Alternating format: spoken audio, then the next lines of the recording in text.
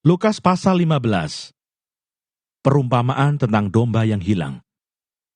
Para pemungut cukai dan orang-orang berdosa biasanya datang kepada Yesus untuk mendengarkan Dia.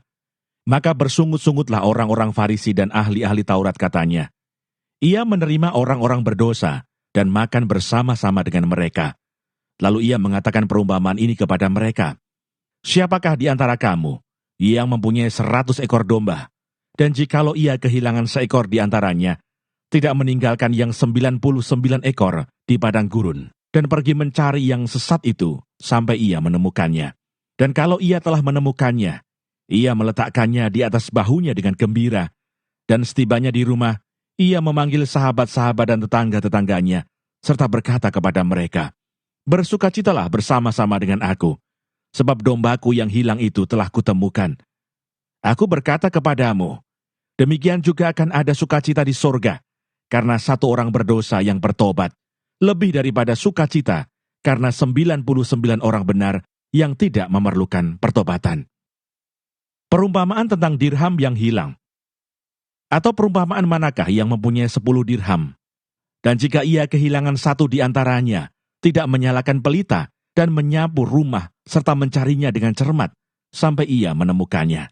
Dan kalau ia telah menemukannya, ia memanggil sahabat-sahabat dan tetangga-tetangganya serta berkata, "Bersukacitalah bersama-sama dengan aku, sebab dirhamku yang hilang itu telah kutemukan."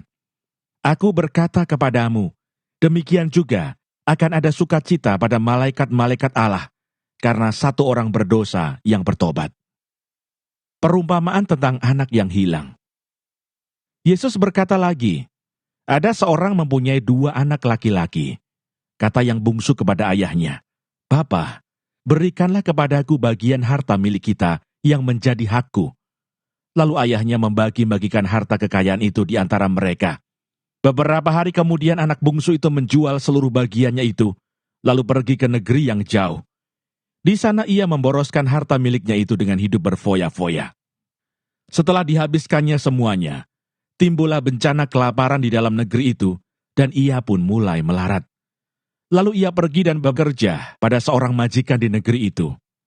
Orang itu menyuruhnya ke ladang untuk menjaga babinya.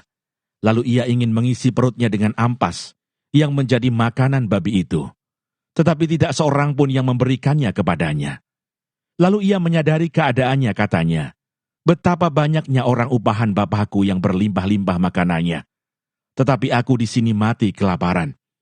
Aku akan bangkit dan pergi kepada bapakku dan berkata kepadanya, Bapa, aku telah berdosa terhadap surga dan terhadap Bapa. Aku tidak layak lagi disebutkan anak Bapa. Jadikanlah aku sebagai salah seorang upahan Bapa." Maka bangkitlah ia dan pergi kepada bapaknya. Ketika ia masih jauh, ayahnya telah melihatnya. Lalu tergeraklah hatinya oleh belas kasihan. Ayahnya itu berlari mendapatkan dia, lalu merangkul dan mencium dia.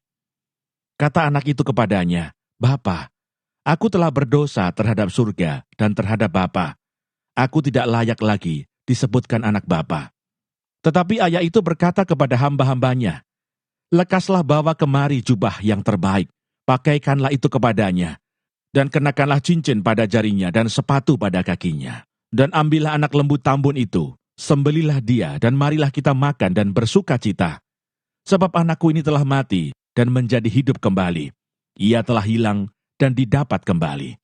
Maka mulailah mereka bersukaria. Tetapi anaknya yang sulung berada di ladang, dan ketika ia pulang dan dekat ke rumah, ia mendengar bunyi seruling dan nyanyian tari-tarian.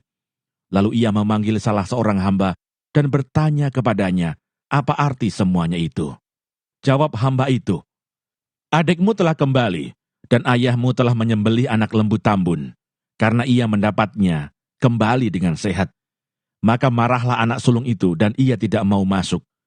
Lalu ayahnya keluar dan berbicara dengan dia. Tetapi ia menjawab ayahnya, katanya, "Telah bertahun-tahun aku melayani Bapa, dan belum pernah aku melanggar perintah Bapa. Tetapi kepadaku, belum pernah Bapa memberikan seekor anak kambing untuk bersukacita dengan sahabat-sahabatku. Tetapi baru saja datang anak Bapa yang telah memboroskan harta kekayaan Bapa bersama-sama dengan pelacur-pelacur. Maka Bapa menyembelih anak lembu tambun itu untuk dia."